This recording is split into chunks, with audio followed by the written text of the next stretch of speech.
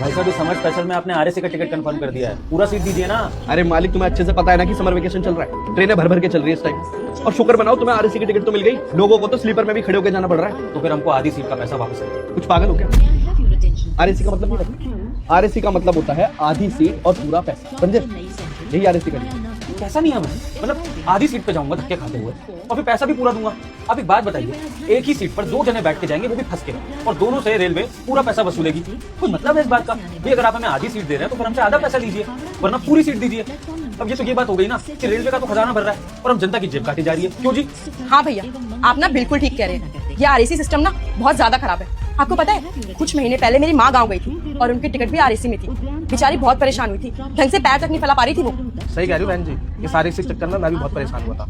देखो, मैं आप लोगों को एक बात अच्छे से बता दूं, मेरी ड्यूटी है यहाँ पे सिस्टम पे कमांड है। अब जो सिस्टम टिकट निकालेगा वही टिकट तो मैं आप लोगों को दूंगा ना। अब सिस्टम ने आरएसी निकाली है तो मैंने आपको आरएसी दे दी। अब कंफर्म निकालता तो कंफर्म देता। देखो, ना इसमें मैं कुछ कर सकता हूँ और ना आप लोग कुछ कर सकते हैं। यही सरकार का नियम है, समझे? सरकार का नियम? एक तो सरकार के नियमों से ना हम परेशान हो चुके हैं। एक बात बताइए, ये सरकार के सारे नियम आम जनता का खून चूसने के लिए होते हैं? ये नियम वीआईपी लोगों के लिए क्यों नहीं होते हैं? वीआईपी लोगों के लिए तो हर यातायात में रिजर्व सीटें होती हैं, लेकिन हम आम लोगों को हमेशा पिसना पड़ता है। अब एक बात बताइए, अगर हम में से कोई यात्री आपकी ट्रेन में घुस जाए और बिना पैसे दिए सफर करने की कोशिश करे, तो आपके रेलवे वाले ऐसा फाइन मारते हैं ना कि उस आदमी के औकात के भी बाहर होता है, भले उसकी मजबूरी क्यों ना हो। लेकिन अब यही हम पैसा देकर एक सीट पे पूरा आराम से बैठ के जाना चाहते हैं, तो आप हमें आधी सीट दे रहे हैं और उसके ऊपर से पैसा पूरा चार्ज कर रहे हैं। तो ये कैसा न्याय है? ये कैसे नियम है सरकार के? और ये नियम हम आम जनता को हमेशा तोड़ते ही क्यों हैं? अरे कब तक सहेगा आम आदमी?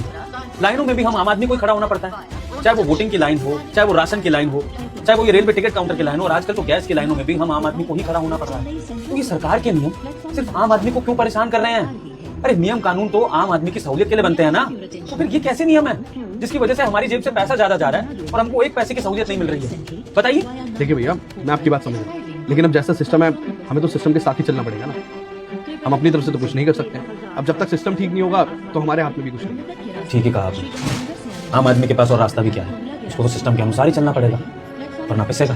अब देखिए ना, पूरी सीट का पैसा देकर आधी सीट पर जाएंगे, यानी कि ज्यादा पैसा भी देंगे और ज्यादा तकलीफ भी झेलेंगे। और यही तो आम आदमी की किस्मत है। भैया एक मुंबई की कर दीजिए।